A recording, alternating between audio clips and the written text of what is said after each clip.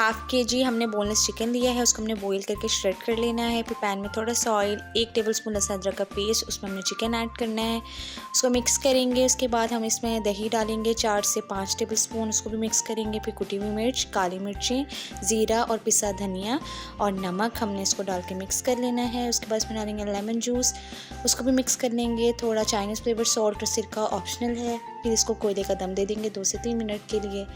उसके बाद हमने लेना है 1 केजी मैदा, उसमें हमने डालना है नमक और मेल्टेड बटर हमने लेना है। उसके बाद नीम गर्म पानी से इसे अच्छे से गूँध के 30 मिनट के लिए रख देना है।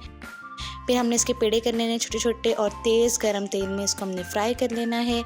और उसके बाद हमारी पूड़ी रेडी है। फिर हम इसमें चिकन की स्टफिंग, कैबेज, खीरे, गाजरें और प्याज स्लाइस्ड और टमाटो सॉस और मेयोनीज, चिली गार्लिक सॉस हमने लेनी है। इसमें कैप्सिकम ऑप्शनल है। उसके बाद इसको रोल कर लेना है और पूरी पराठा रोल स्पेशल तैयार है खाने के लिए।